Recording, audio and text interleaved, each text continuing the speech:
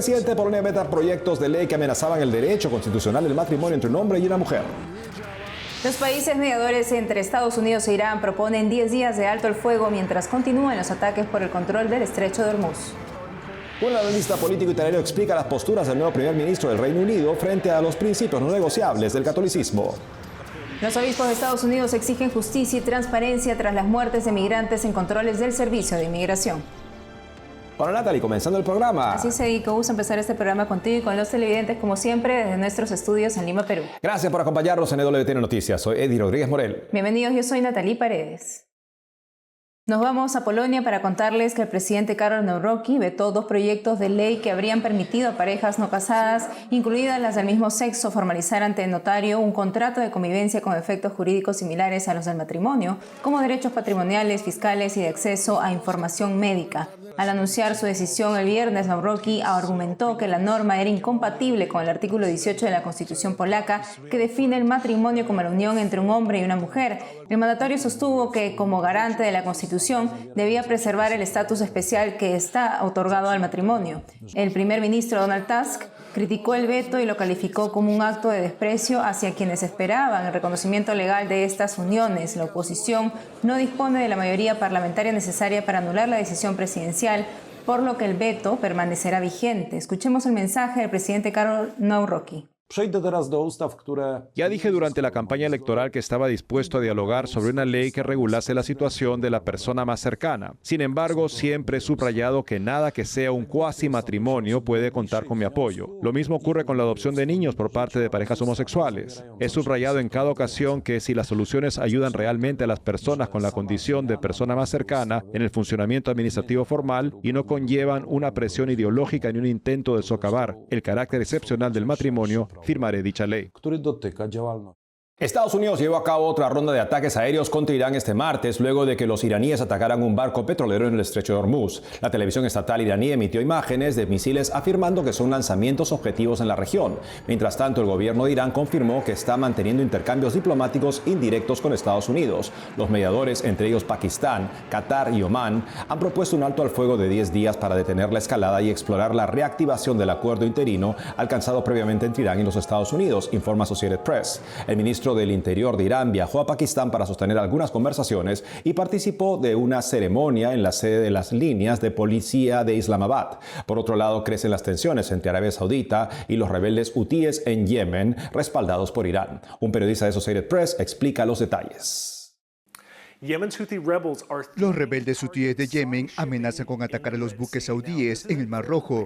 Esto es importante porque Arabia Saudita, al igual que otros países del Golfo, se ha visto afectada por el control que ejerce Irán sobre el estrecho de Hormuz, por donde pasa aproximadamente una quinta parte de todo el petróleo y gas natural del mundo en tiempos de paz. Ahora, mientras la guerra con Irán continúa, Arabia Saudita ha estado utilizando un oleoducto para llevar el petróleo a un puerto del Mar Rojo y luego exportarlo desde allí. Pero los rebeldes hutíes de Yemen, con quienes el gobierno saudí y otros países de Oriente Medio han estado en guerra desde 2015, han estado amenazando con atacar a los barcos saudíes en el estrecho de Hormuz, el Golfo de Adén y el estrecho de Bab al-Mandeb, que al igual que el estrecho de Hormuz es una vía marítima clave. Ahora bien, los hutíes no cuentan necesariamente con una gran armada para llevar a cabo un bloqueo naval, pero lo que sí tienen son drones y misiles de fabricación iraní. Y durante la guerra entre Israel y Hamás en la Franja de Gaza, los hutíes atacaron más de 100 barcos. Existe la posibilidad de que, si los hutíes llevan a cabo esta amenaza, pueden interrumpir los envíos de petróleo saudí a Asia, lo que tendría un gran impacto en los precios mundiales de la energía, que ya se encuentran bajo presión debido a la reanudación de las hostilidades entre Irán y Estados Unidos en los últimos días. En Gaza continúan los enfrentamientos entre Israel y militantes de Hamás. A pesar del alto el fuego celebrado en enero de este año, el portavoz del Alto Comisionado de la ONU para los Derechos Humanos alertó sobre la intensificación de los ataques israelíes en la franja y del sufrimiento que padece la población civil. Veamos lo último. Familiares y amigos lloran la muerte de una pareja palestina y sus 4 hijos, quienes fallecieron en un ataque aéreo israelí en la madrugada de este martes. Mi hermano y su familia fueron asesinados. 4 niños, él, su esposa y sus 4 hijos murieron. Eran las 3 de la madrugada. Dormíamos plácidamente cuando de repente hubo una explosión y la casa se incendió.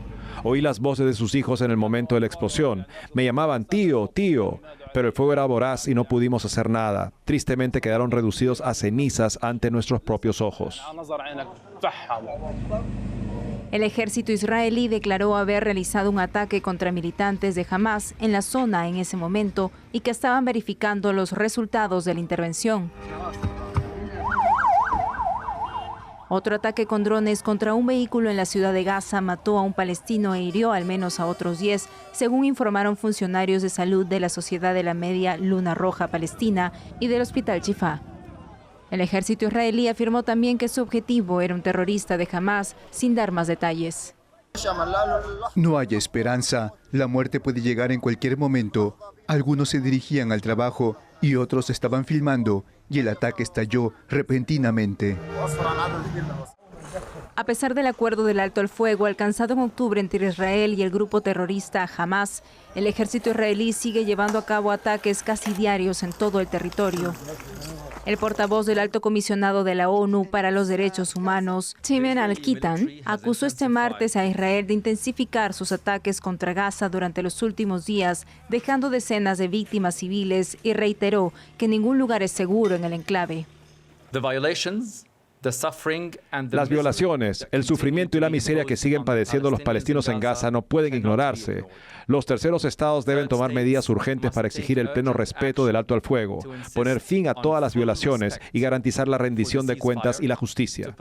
Y bueno, ya es hora Este 17 de julio último se cumplió un año del ataque israelí a la iglesia de la Sagrada Familia, la única parroquia católica en Gaza, que costó la vida a 3 personas. Su párroco Gabriel Romanelli, quien resultó herido en aquella ocasión, recordó el acontecimiento que conmovió al mundo. Perdonad. Es lo que nos enseñó Jesús. Jesús, Dios hecho hombre, el Emmanuel, donde se cumple todo el Antiguo Testamento en Él. Él es el Nuevo Testamento, Jesucristo, la nueva alianza que selló el Padre Celestial con la humanidad en la sangre de Él, el Cordero Inmaculado. Él con sus palabras, con su vida, con su ejemplo, con su muerte injusta en la cruz, Él padeciendo la injusticia y pidiendo el perdón.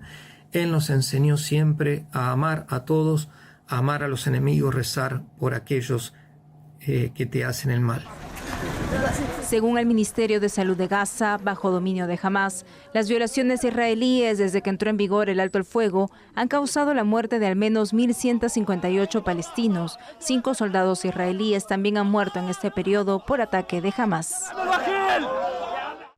El Reino Unido tiene por primera vez desde que existe el cargo de primer ministro un primer ministro católico. En efecto, después de la revolución o la revuelta de Enrique VIII, los católicos habían visto siempre más restringido su posibilidad de estar en la vida pública, hasta que hubo un acta del Parlamento de 1829 que permitió que tuvieran acceso a cargos públicos, pero el primer ministro, por ejemplo, no puede consultar con el rey sobre el nombramiento de obispos anglicanos. Eso seguirá siendo facultad o volverá a ser facultad, en este caso, del señor canciller. Pero lo que queremos saber es cuál es la trayectoria política de Andy Burnham, porque es alguien que confiesa que su fe católica es importante para él. ¿Cuán importante será? ¿Qué tipo de accionar político ha tenido que nos permite entender cómo será el primer ministro católico, digamos, de Inglaterra? Para responder esa pregunta estamos con Luca Volonté, que nos recibe desde Italia. Luca, bienvenido al programa. Buenas tardes, gracias por la invitación. Gracias a ti, Luca. Por favor, ayúdanos a entender a Andy Burnham, porque algunos dicen que parece ser un Joe Biden británico, en el sentido de un tipo de agenda política que, si bien confiesa que profesa la fe católica, parece que no influye mucho en su accionar político. Sí, me parece muy similar a Joe Biden en muchísimas cosas, porque tiene una sensibilidad política y social muy cercana a la doctrina social de la Iglesia, por una vez, pero muchísimas veces votó y se expresó claramente a favor de aborto, no es contrario a la eutanasia y no es contrario al control del Estado sobre la educación católica. Sí, también el mensaje de congratulaciones de la Iglesia Católica en estos días fue claramente muy respetuoso, pero también muy claro. Bien, el primer ministro católico y bien la idea de amistad y lucha a la pubertad, pero sobre el tema de la antropología católica, el respeto de los derechos humanos y de la dignidad de la persona humana desde el principio del concebido, también hasta el terminal de la vida, no tenemos compromiso. Es una regla fundamental, humana y también católica. Vamos a ver, tiene tres importantes desafíos en las próximas semanas. El primero está el tema de la eutanasia, porque regresa la discusión sobre el tema de la eutanasia el 11 de septiembre del 2026, un mes y medio. Y vamos a ver si Burham, que siempre fue moderadamente favorable a la eutanasia, va afirmando de ser favorable como todo el Partido Laborista o se va distinguiendo sobre estos temas. El segundo tema está el destino de la ley que se llama Faith Admission Cap, un límite máximo del 50% para las escuelas católicas y de inspiración cristiana como subvención del gobierno. La Iglesia Católica y también la Iglesia Anglicana va preguntando que se va aboliendo este límite del 50%, todos bautizados pueden ser alumnos de la escuela católica, y el Partido Laborista quiere que se va subiendo también este límite, no solo el 50%, ma el 80-90%, por limitar la influencia de la educación católica y cristiana en el Reino Unido, y vamos a sentir la posición de Burham en este tema. El tercer tema son los derechos de los LGBT. El primer ministro Starmer, el Partido Laborista, que lo sostenía hasta una semana atrás, está intentando de poner como ley oficial del gobierno la abolición de cada terapia de conversión, como se va llamando también la preguera comunitaria o el consejo comunitario, o de un ministro católico y cristiano en una persona que está pensando sobre el género sexual, tiene dificultad momentánea claramente. El derecho puede ser total, como pide el Partido Laborista, y también hablar de la Biblia, también del actos de los apóstoles y también de la doctrina católica, puede ser completamente vietado en el Reino Unido. Esos son tres temas en lo próximo, hasta en la próxima Navidad, en 3-4 meses, donde estaremos a ver si el primer ministro Andy Burham, como dice de ser, es respetuoso y se va inspirando a la doctrina social de la Iglesia, o diversamente se va inspirando, como Joe Biden, a una doctrina muy fluida, muy interpretable, muy personal de la Iglesia Católica, que depende no de la Iglesia Católica, más del mismo. Muy buenos puntos a tener presentes para ver verdaderamente qué tipo de primer ministro tienen los británicos ahora. Luca Volonté, gracias por haber estado con nosotros el día de hoy. Gracias a ustedes y buenas tardes. Los obispos estadounidenses Daniel García, presidente del Subcomité para la Promoción de la Justicia Racial del Episcopado estadounidense, y Brendan Cahill, presidente del Comité de Migración, lamentaron las muertes de migrantes ocurridas durante los recientes controles migratorios y exigieron rendición de cuentas transparentes y justas. Como se recuerda, el 7 de julio en Houston, un agente del Servicio de Control de Inmigración y Aduanas de Estados Unidos disparó contra el mexicano Lorenzo Salgado Araujo durante un operativo. El 13 de julio, el colombiano Joan Sebastián Durán Guerrero murió en el estado de Maine tras recibir disparos de otro agente federal. En ambos casos, el gobierno estadounidense afirma que los agentes actuaron en defensa propia. A través de un comunicado, los obispos recordaron que las autoridades deben aplicar la ley de manera humana y con respeto a los derechos humanos fundamentales, ejerciendo el poder estatal siempre dentro de los límites de la ley moral. Hacemos una pausa y al volver conoceremos el trabajo diplomático y humanitario del Vaticano con el envío de 2 representantes papales de alto nivel a Ucrania. Además, profundizaremos sobre la figura de San Juan de la Cruz en el marco de su año jubilar, que se lleva a cabo por 2 grandes acontecimientos de su historia. Regresamos con más noticias con Enfoque Católico.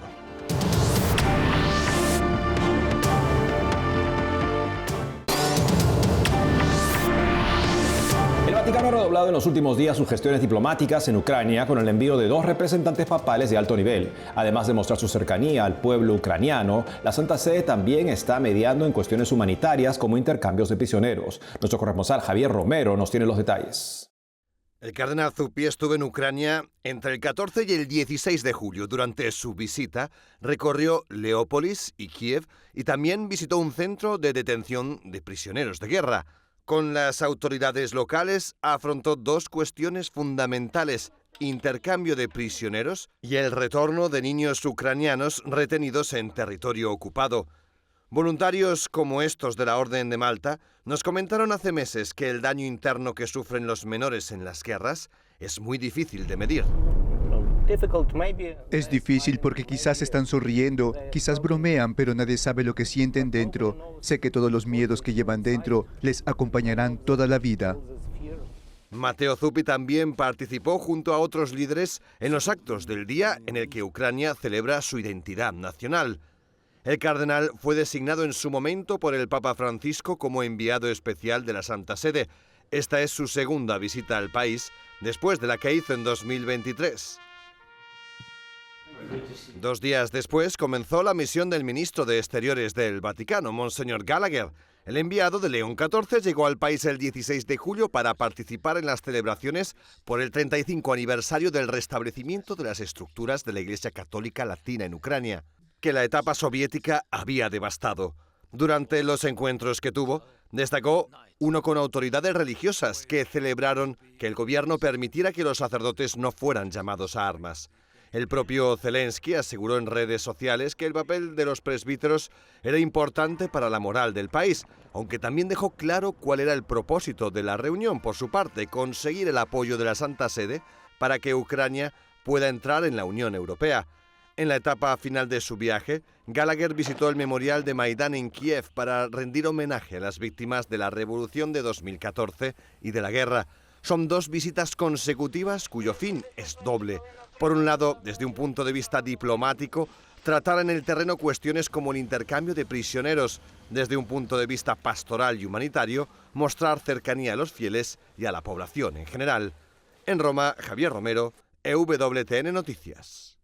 La Orden del Carmelo Descalzo está viviendo un año jubilar sanjuanista por 2 aniversarios significativos en torno a la figura de San Juan de la Cruz, los 300 años de su canonización, ocurrida en 1726, y los 100 años de su proclamación como doctor de la Iglesia, realizada en 1926, una ocasión especial para redescubrir la vida, la espiritualidad y el legado de uno de los grandes maestros de la tradición cristiana, para profundizar en la vigencia de su mensaje. Conversamos con Monseñor Alberto González, doctor en Teología Espiritual y autor de varios libros sobre San Juan de la Cruz. Monseñor, qué alegría tenerlo nuevamente con nosotros. Toda mía. Monseñor, ¿qué cree que la Iglesia quiere subrayar al celebrar conjuntamente estos 2 acontecimientos?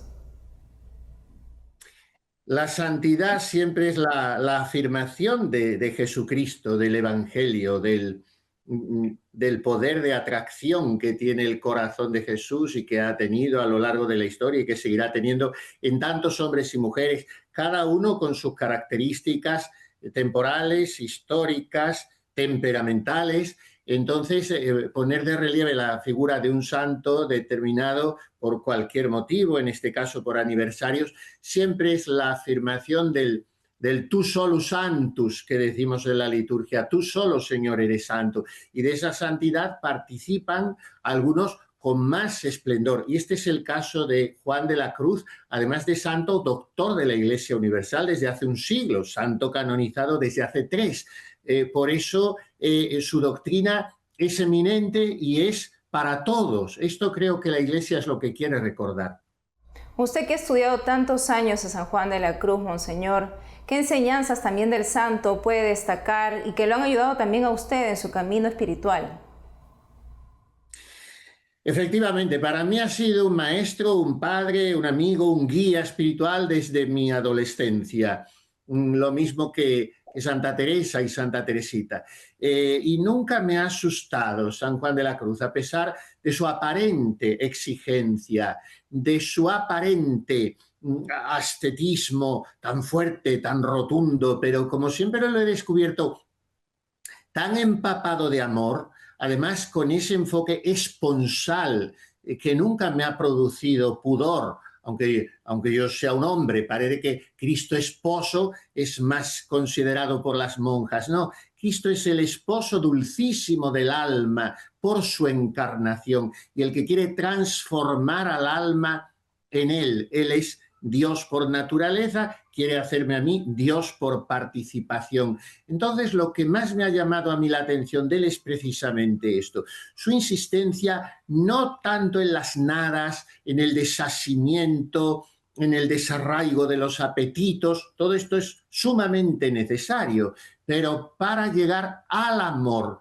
Entonces, todos los doctores de la Iglesia tienen un apellido: doctor común, doctor sutil, doctor evangélico, doctor angélico, doctor apostólico. San Juan de la Cruz es doctor místico, pero esto no significa inalcanzable, sino doctor del misterio del amor, de la unión con Dios. Por eso a mí San Juan de la Cruz me resulta muy tierno, muy asequible, muy entrañable, muy familiar. Invito a leerlo, porque hay que perderle un poco el miedo, entre comillas. Definitivamente, Monseñor, este año jubilar también va a lograr que miles de personas lean por primera vez a San Juan de la Cruz. Quizá, ¿usted qué obra les recomendaría empezar? San Juan de la Cruz tiene una sistematización, digamos, lógica, o sea, habría que ir por su orden: subida del Monte Carmelo, noche oscura del alma, cántico espiritual y llama de amor viva. Sin embargo, yo no recomiendo el orden lógico precisamente para engolosinar al lector a través de la belleza insuperable de su poesía y también en muchos casos de su prosa, o sea, a través de la estética cincelada de un castellano perfecto a nivel literario. Yo recomiendo empezar, como digo, para tomar el gusto por el cántico espiritual, por ejemplo, y después leería sus declaraciones, los comentarios, después la llama de amor viva quizá, y ya por fin lo que debe ser lo primero, cuando uno ya se haya familiarizado con él y lo lea varias veces en la vida: en la subida del Monte Carmelo y la noche oscura. Un excelente año entonces, Monseñor, para poder profundizar en este gran doctor místico. Monseñor Alberto González, muchísimas gracias por la entrevista. Muchas gracias a ustedes y ánimo a leer a Juan de la Cruz, que es un maestro de humanidad y de unión con Dios. Él les bendiga. Entre las montañas del norte de España, 3 frailes franciscanos procedentes de México custodian la mayor reliquia del madero donde fue crucificado Jesucristo. Hasta allá acudió nuestro corresponsal Nicolás de Cárdenas y esto fue lo que encontró. En la cordillera de los Picos de Europa, al norte de España, se custodia desde el siglo VIII en Santo Toribio de Liébana una de las más importantes reliquias de la cristiandad. El mayor trozo del Lignum Crucis que se conserva, proveniente del brazo izquierdo del madero del que colgó el Salvador. Desde hace 10 meses, 3 frailes franciscanos procedentes de México custodian el lugar, relevando a sus hermanos españoles, que tuvieron que abandonar por la escasez de vocaciones. A partir de ahí, por la invitación del obispo don Arturo a la provincia, a las conferencias de Santa María de Guadalupe, nosotros fuimos invitados. Fray Jesús, Fray Felipe y Fray Rafael, un servidor. La reliquia fue llevada al lugar por Santo Toribio de Liébana, obispo de Astorga, que había sido custodio en Tierra Santa. En el siglo XVI se elabora un relicario de plata dorado, el cual, del trozo que quedó, se formó esa cruz que mide 63 centímetros vertical por 39 horizontal, de un grosor de 1.5 centímetros. Abajo de la cruz se ha quedado un espacio para poderse tocar, sentir, besar.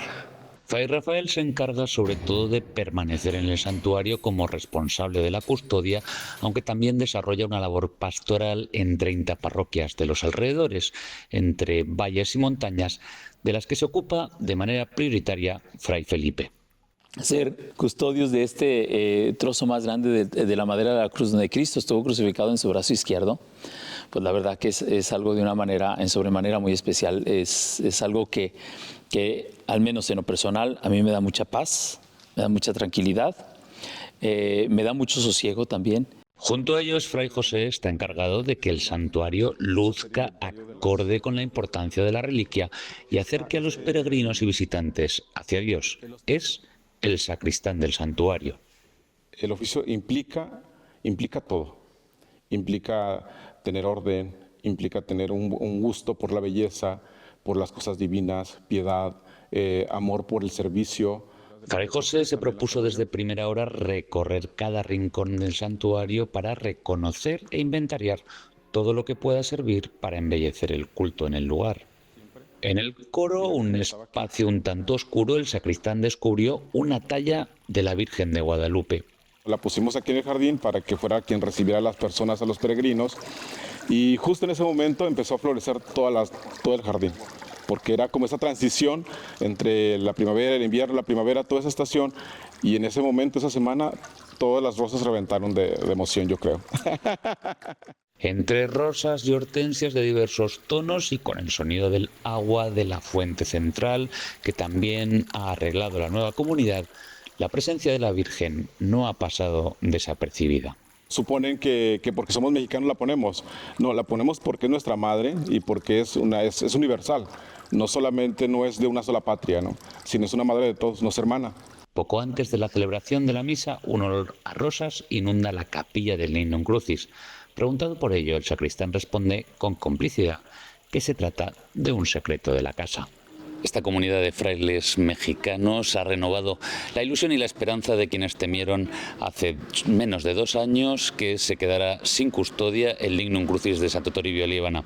Ahora preparan con esperanza e ilusión el nuevo año jubilar, que será en 2028 y en el que se volverá a abrir esta Puerta Santa. Desde Santo Toribio de Liébana, en los picos de Europa, al norte de España, Nicolás de Cárdenas, EWTN Noticias. Y eso es todo, amigos. Gracias por haber estado con nosotros. Recuerden siempre seguirnos en nuestras redes sociales y en ewtnnoticias.com. Hasta mañana.